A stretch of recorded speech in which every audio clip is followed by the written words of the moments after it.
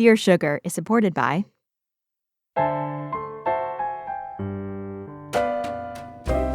The universe has good news for the lost, lonely, and heartsick. Sugar is here, the both of us, speaking straight into your ears.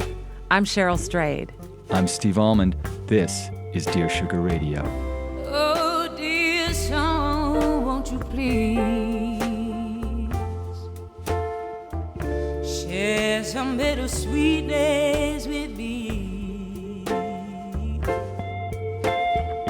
I check my mailbox every day for any sugar you send my way. Hello, Steve. Hello, Cheryl. So we are back. Today, we're going to be talking about money, which I'm so interested to hear your insights about. And we have a couple of fascinating letters and a wonderful guest. But I think about money a lot. Money just makes people crazy. And in their personal lives, their relationship with money is so twisted and pathological. And that's certainly true in my life. I'm going to drop a little Freud on you. I'm just going to do it. I come by it naturally, as I am wont to do. It is impossible, Sigmund says, to escape the impression that people commonly use false standards of measurement, that they seek power, success, and wealth for themselves and admire them in others, and that they underestimate what is of true value in life. So now I am going to read a letter from somebody who I think is struggling with these very confusions about wealth and what it means to be rich. Dear Sugar, my family is rich. We were comfortably upper middle class when I was growing up, and now my father is one of the most influential people in my small home country. My mother is also a successful lawyer. Neither of them comes from much financial privilege, and I am proud of them. They gave me things they never had: music lessons, art classes, summer programs, elite high school and college educations in America. I'm a young theater director and writer living in New York. Right now I live in my parents' fancy empty condo in Manhattan, which they insist they bought for themselves because they want to spend more time near me and my brother when they retire. But I suspect they really bought it for me, knowing I had chosen a life in the arts, aka no money. I have a paid internship and odd jobs, but since my parents are generous about supporting me, I'm able to save up towards financial independence and have nice things like dinners out, manicures, and theater tickets. I also have time to work on my projects and take unpaid gigs when some of my friends have to work 40 hours a week just to make rent. I'm grateful for it, but I also feel guilty.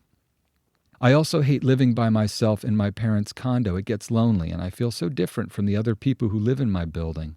I wish I was sharing a less luxurious place with roommates, picking out thrift furniture and paying my own rent.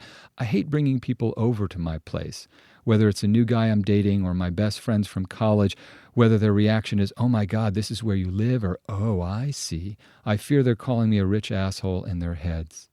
I do work hard, and I think I'm good, but I struggle with the feeling that I didn't earn any of this. That maybe how good I am is just a result of the art classes, summer programs, the great teachers that we're all paid for. It's not that I haven't experienced pain and trauma, but I could also afford therapy to help me heal. I judge other young people who come from wealth who don't fight it, but are they really the more honest ones? I don't have to work either. I choose to because it's better for my spirit. How do I earn it? Or how do I feel like I earned it? How do I give back to the world given what I've been given? Or at least, how do I not be an asshole? That's almost a constant question in my life, Cheryl, as you know. It's signed Sincerely Afraid of Being a Rich Asshole. Fantastic. The very fact that Am I a Rich Asshole has written us a letter with these concerns tells me that she's, thinking really deeply about how not to be an asshole, how not to use her privilege in a way that is harmful to herself and others, which I think once you start asking that question, you're partway there. And I think, as she knows, a lot of people who are in her shoes, they don't even know that they're privileged. They don't even acknowledge that, in fact, they have received a lot of things that they didn't earn. They have gotten lucky in ways that other people did not. Right. Actually, what's really most important, and I feel terrible calling you rich asshole. We're going to say rich. All right, rich. Because I feel the same way. We don't think you're an asshole, rich asshole. So rich. The important thing that your parents gave you, the central thing that they gave you, is a work ethic. That's the great gift that they gave you. They came from humble means and they worked very hard to make something of their lives. That's hopefully the central lesson that you took from them. The other thing that's really important for you to bear in mind is true poverty is not an aesthetic choice. It's not buying thrift store furniture. True poverty, as you know, Cheryl, is deprivation. It is a lack of opportunity, of choice, of social mobility, of time. Spend less time, Rich, please, trying to ape a starving artist and more time trying to be an artist. If you want to honor your gifts and your opportunity, then do the work. There is no other way. And opportunity is not the same. You're saying, I think I'm good, but maybe how good I am is just a result of art classes and so forth. All those things you have are just the opportunity. And you're right. You're very fortunate to have those opportunities, but they're just the opportunity to sit in the room and do the work. That's the beautiful thing about the arts specifically, but I think even life in general, is that you really do have to make your own way in the world. And absolutely, Rich, you had so many advantages and you continue to have advantages that help nurture and support you along the way. I agree, Steve, with what you're saying, that it really is so important now that you kind of, shed this kind of shame that you have, this embarrassment you have about your parents' financial situation, and do the work. I feel like you're kind of standing in your own way. And I think this is going to be a key piece for you, Rich, is, instead of sitting around lamenting how much you have, how about figuring out how much you can give? Yeah. You can be writing truth. I think that one of the most difficult things to write about is money, class, some of these problems that you're writing in your letter to us, Rich, some of these sort of conundrums, right into that space. Use this as fodder for your art. I think something that we see very commonly is this myth, this archetype of the starving artist, this idea that adversity is the mother of invention, and the romanticization. The romantification? The making of romance around being a starving artist. And so we hear the stories about, Faulkner worked as a postal clerk and, Edward Abbey was a park ranger and Cormac McCarthy was a bum when he was writing. And it's a kind of, it's a dangerous myth because the truth is every writer takes a patron. Every artist has to take a patron. Emily Dickinson had a patron. Her family had the capacity for her to sit and write her beautiful poems in her garret. You have to the extent that you can, detach financial expectation or status from artistic creation. Those are two entirely separate worlds. There are plenty of people in the history, especially of writing and art, who came from good circumstances. Jane Austen, maybe my favorite writer in the world. She wrote her beautiful novels, which were observations about the aristocracy or the landed gentry in England.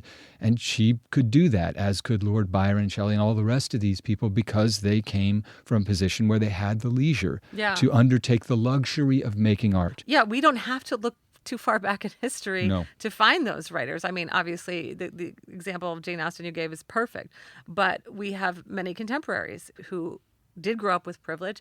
And in fact, we're going to call one of them right now, Sean Wilsey, the author of Oh, The Glory of It All. Yes. Fabulous memoir. Yeah, fabulous memoir. He is going to talk to us about this letter.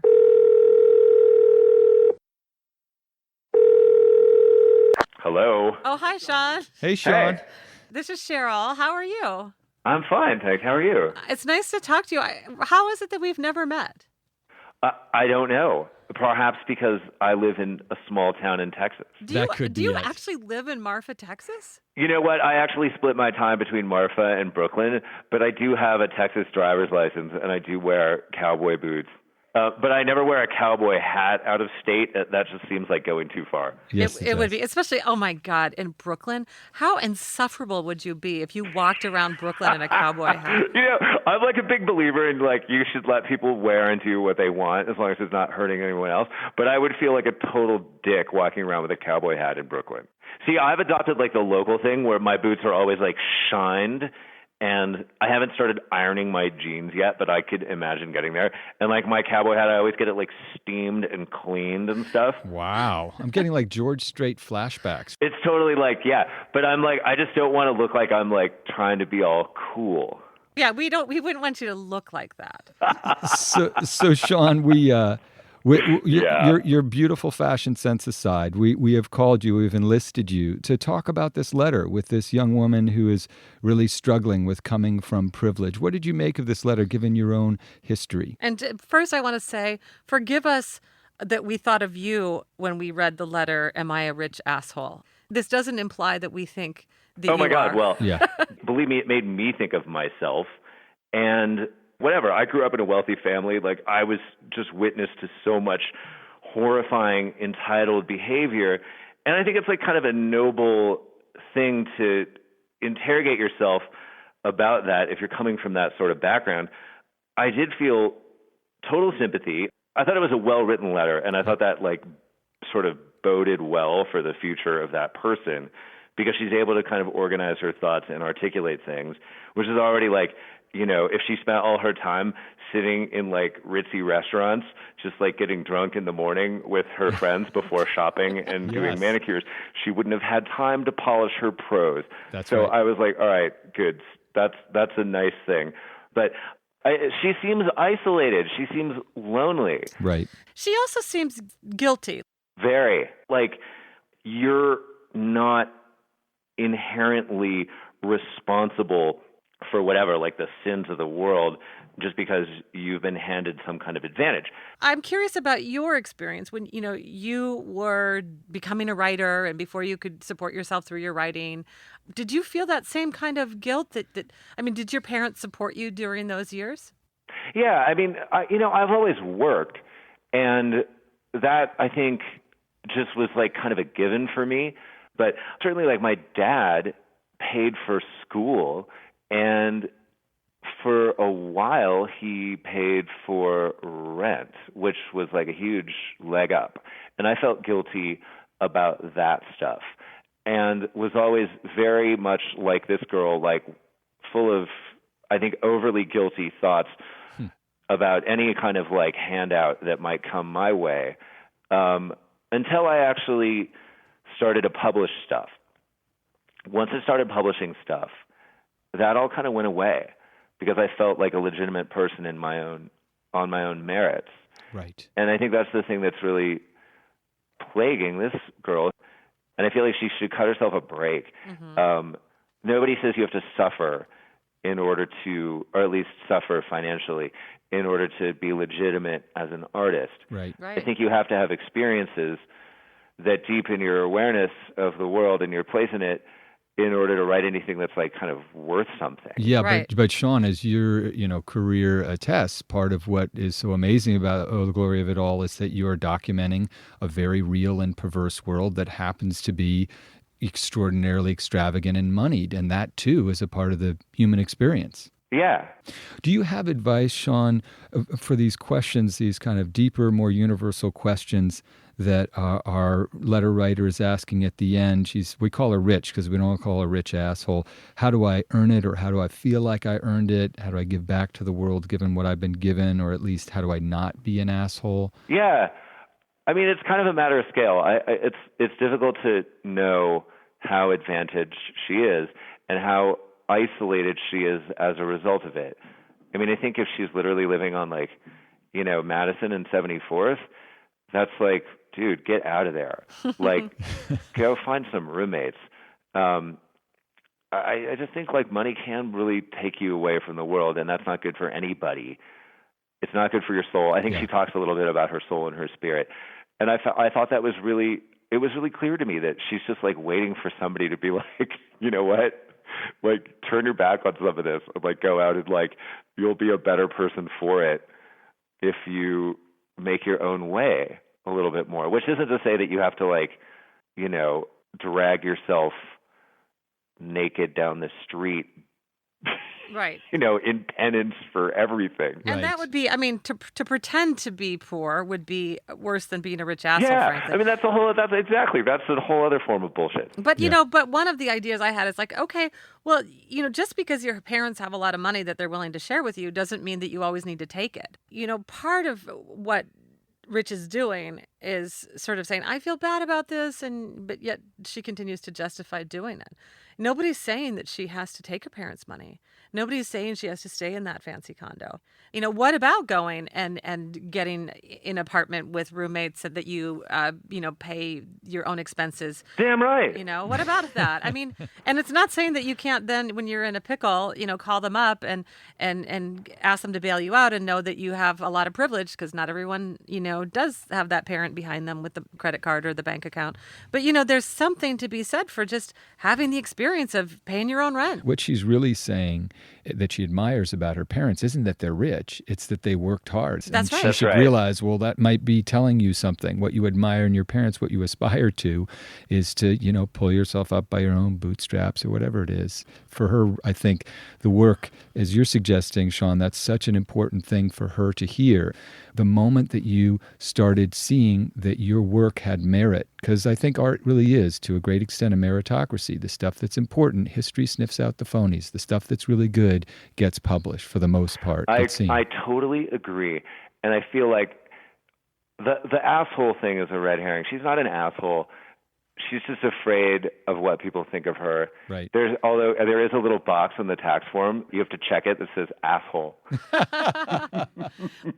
But she also, like, I feel like the one thing about that letter that really, like, bummed me out is how just intensely judgmental she was of herself. Mm-hmm. And I feel like the solution might just be like a tiny adjustment of just being like less judgmental and more curious about like other people and other choices without just like attacking yourself for what you have. Yeah, I'm so glad you said that, Sean, because she's got an opportunity to ask her parents what their experience was and how they lifted themselves from the circumstances into which they were born to the parents that she knows, who were obviously ambitious and passed through a lot of different terrain on earth in order to get where they were.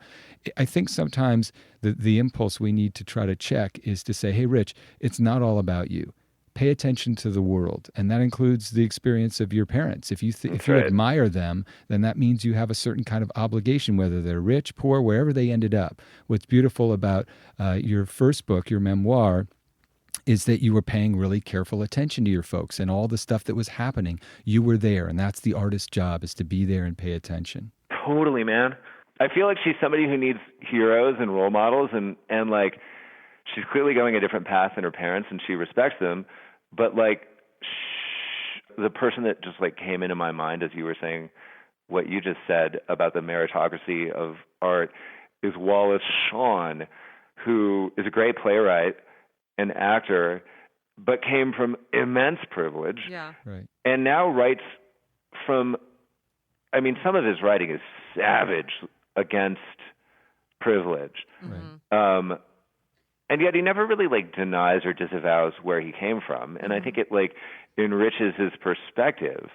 I don't know if she's a Wallace Shawn fan, but I'd recommend reading a little Wallace Shawn. Right. Oh, he's so great. And I mean, good art comes from all places. Right. One question I have, Sean, for you is she talks about the way that, you know, living in her parents' condo and having this financial privilege sort of separates her from her peers. She Right. brings them over and they say, oh, I see. And one question I have for you is, did you ever experience this? I grew up poor, and I was sometimes, frankly, if we went to college together, I might have been sort of jealous of you. It was something I had to actually really work on. I had to Right. struggle. My wealthy friends who I loved and cared about, I did have a kind of internal struggle because I did envy them, and I had to sort of get over it. And I'm curious, were you ever on the other end of that? Did you have friends who were jealous of, the resources you had? Yeah, I mean, at one point, I'm actually working on a memoir now that there's like a big section of it set in New York. And when I first moved to New York, I had a couple of roommates, ended up living with those guys for my first year. Then I moved to Jersey with another roommate, and I lived in this crazy situation where we had really low rent because our landlord, who was a retired New York City cop, owned this building, and he would come and party in our apartment and watch sports like once a week. Awesome. And we had to just leave while he was there. And so I was, and I weirdly ended up like, I wasn't really like that much of a like go out type. Like I was always sitting at home and like writing. And so it was actually really good for me. I ended up leaving the house and making all these friends that I probably never would have made because I had to be out of the house every Tuesday. And I would get back and find like weird like gristle from the steaks they were grilling like on the floor. But after that, I ended up getting a job at the New Yorker right around that same time. And I was like totally obsessed with the idea of buying my own apartment. And my father was like, Sean, New York real estate is a terrible investment. This is like 1993. And I was like, no, Dad, I really think New York's real estate, I think the city is headed in a good direction. And we would have all these debates about it. And he ended up helping me buy, and this is a little bit of a like, I'd like to unpack this way more, but for the purposes of this conversation, he effectively helped me buy this place that I then mortgaged and used to buy the place next door.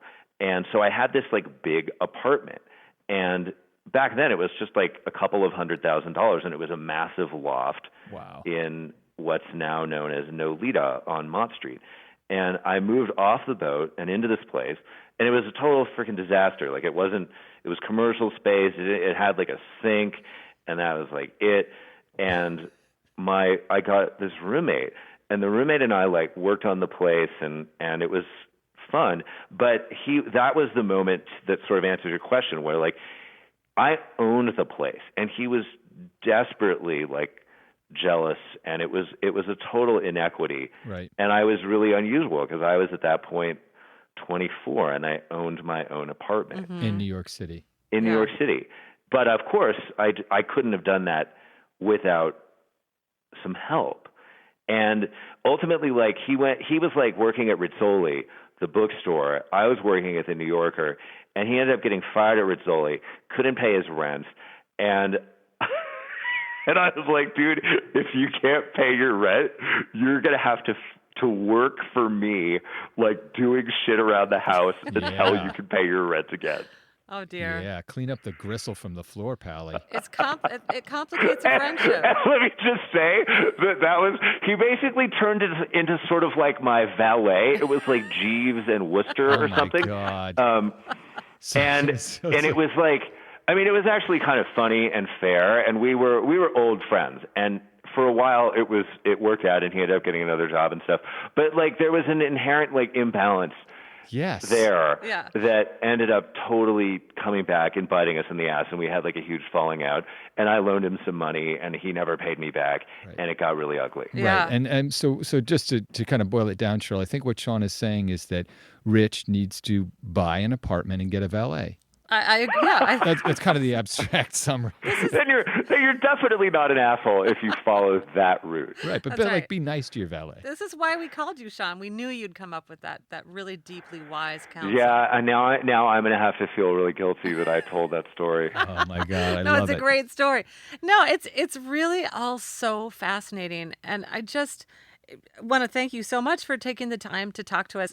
And I think what's interesting is all three of us, we're all kind of saying the same thing to Rich, which is you're okay. You have money, do something good with it. And maybe step away from some of those resources that you're tapping into because they're not serving you. They're distancing you from your peers. They're making you feel bad about yourself. And, step out a little bit and find some independence. Yeah, you're not here to suffer about this. Yeah. I mean, in my Dear Sugar column, in one of the columns, I said, what you have to do is be kind, and you have to pay your own electricity bill. Those are kind of like the two things. All right, there it is. And is. honestly, I mean, I'm like, God, I wish somebody had told me that. No, I mean, I really think, honestly, doesn't it boil down to that? If you're kind and you pay your own electricity bill, you're doing what we're here to do. Yeah, I think that's in the Bible. Yeah. All right. Yeah, I think you can lay your head down on the pillow at night and just sleep a dreamless, guilt-free sleep. Sounds beautiful. Sean, thank you so much for your wise counsel. Oh my God, it was a pleasure. Bye, y'all.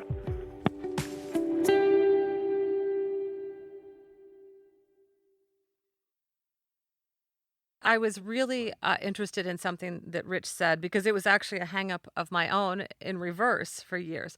She talks about how her parents gave her the opportunity to, take classes and camps and, go to these great colleges and so forth.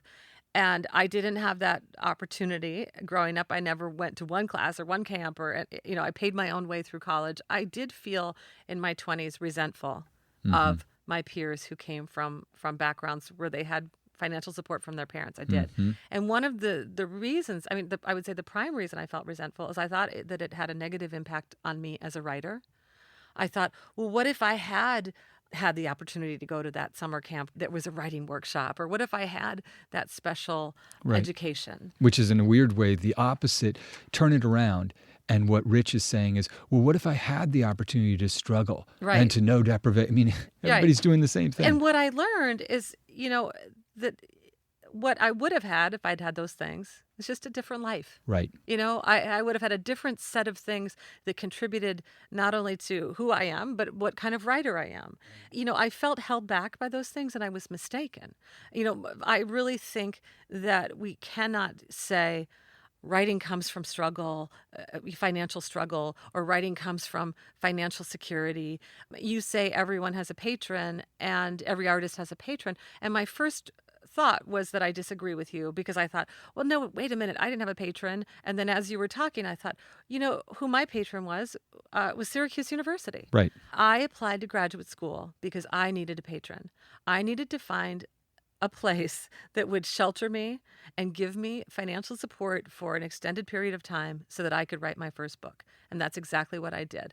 I did my research. I found graduate programs that fully fund their students. Right. And that was Syracuse University. And I really think, honestly, I really wonder what would have happened. Like, how would I have written that book, that first book, Torch, if I didn't have the support of Syracuse University? So they, in some form, were my patron. That doesn't mean I didn't work my ass off. I did. Right. But that's the thing about Rich. She does have a patron in her parents. She still has to do the work. She's never going to get where she wants to go without doing that work. And I think the important thing to remember, Rich, is that it's not about the life that you lead. It's the quality of attention that you pay to it. It doesn't matter whether you're in the penthouse or in the hovel. What makes good art is people who are paying very careful attention to the human stuff that's happening around them. Could be Jane Austen, could be Bukowski hanging out in the bars. It just doesn't matter. It's the quality of attention that's paid to the life, not the quality.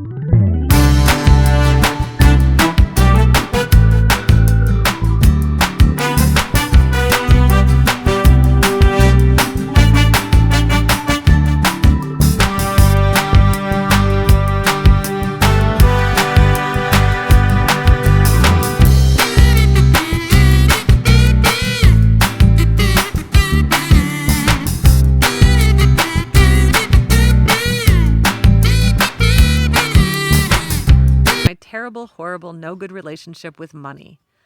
I have an absolute blind spot when it comes to money. Basically, I always feel like I deserve more than what I have, or my kids do. So I spend money on stupid shit we don't really need. Intellectually, I know what I have to do.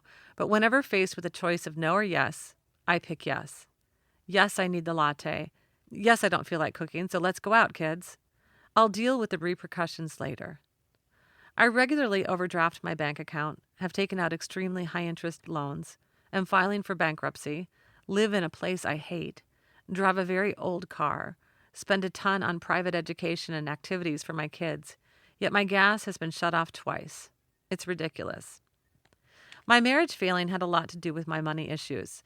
Things my ex accused me of at the time I didn't believe.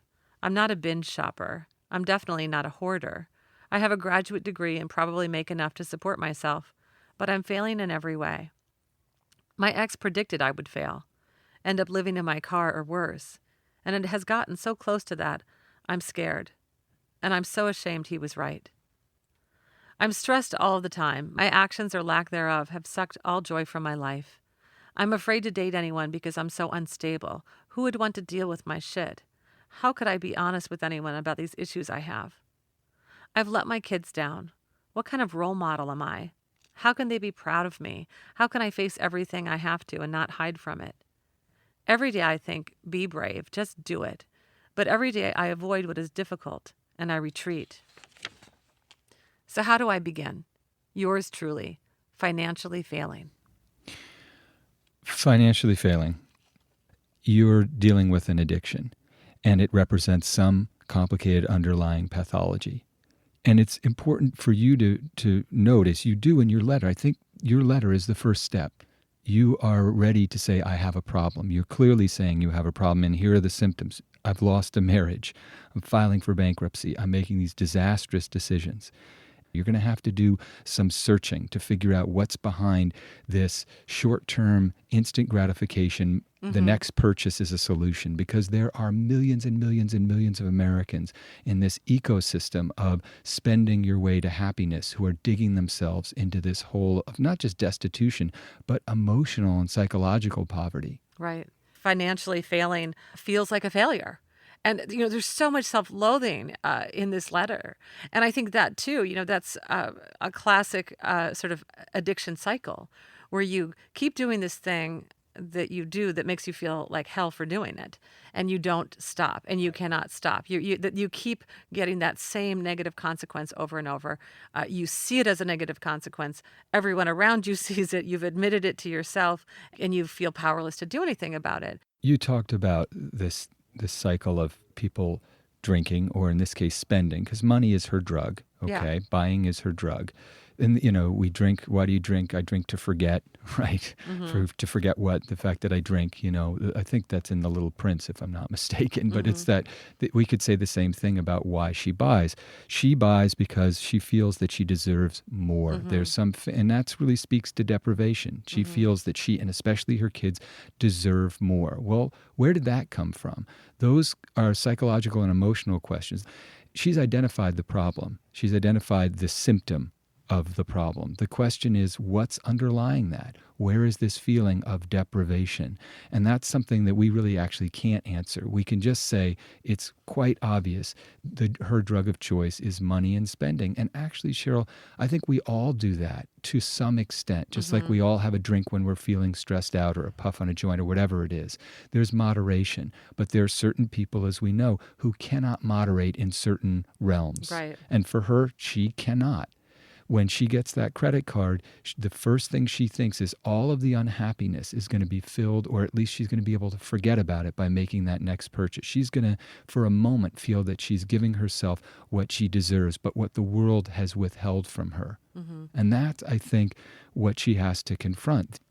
And look what it's done to her. I mean, the beautiful thing is that you're asking, financially failing, how could I be honest with anyone about these issues? But you have been honest. You've been honest with us. You have told us things that I understand exactly why you feel terrible.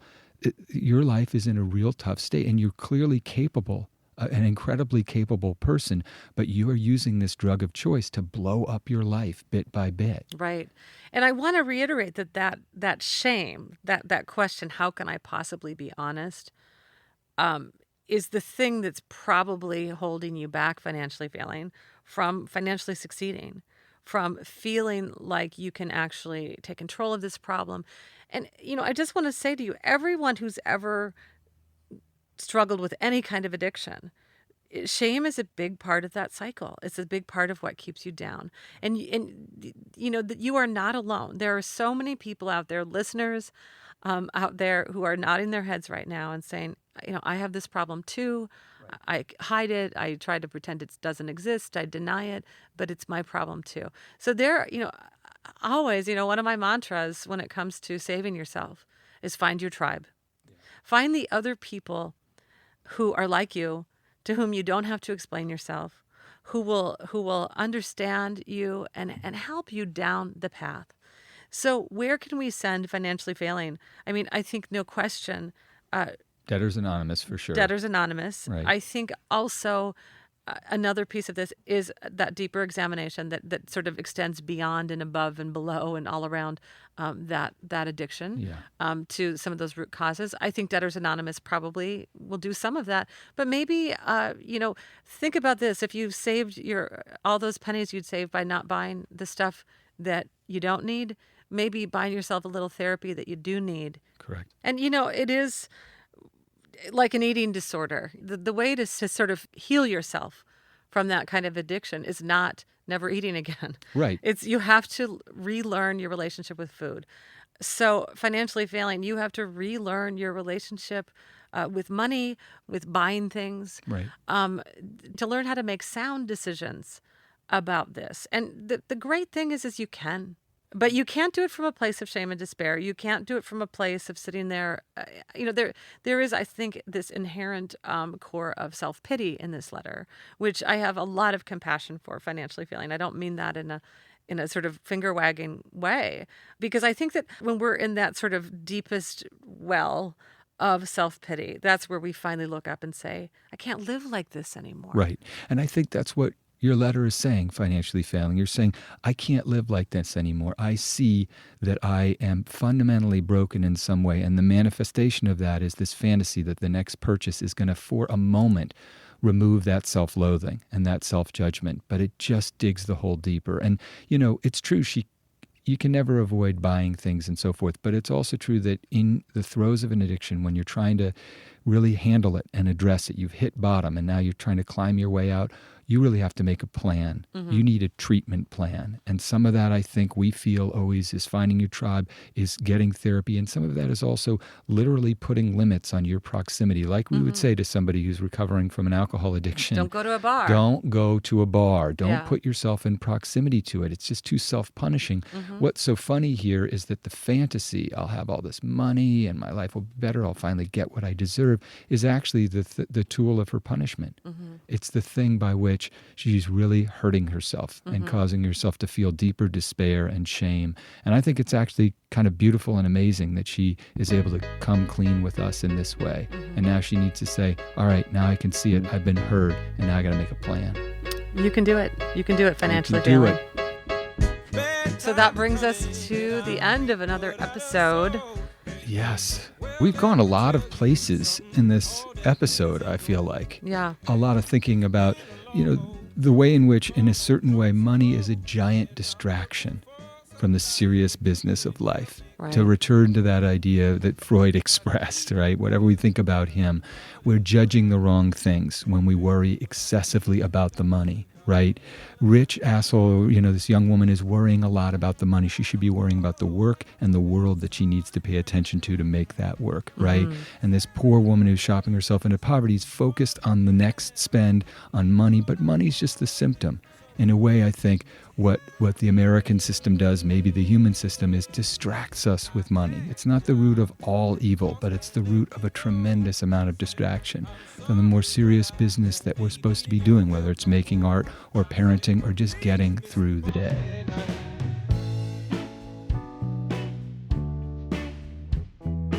Dear Sugar Radio is produced by WBUR in Boston. We are produced and edited by Lisa Tobin, who's not perhaps rich in fact, but rich in heart. And she's rich in fashion. That's really what matters the most. Engineering and production help by Jim Brunberg. Yes. Coming to you from Portland, Oregon. Please write us your letters. We'd love to hear from you. We read everything you send to us. Your problems, your sorrows, your secrets, your feedback to the show. Yes. Our email address is dearsugarradio@gmail.com. And you can listen and or subscribe on iTunes or go to the WBUR.org website. And we very much hope we'll be in your ear again next week. Or that you might have two ears. That's and right. We would like to be in both of them. That's right. At the same time. Oh my God, it's getting hot.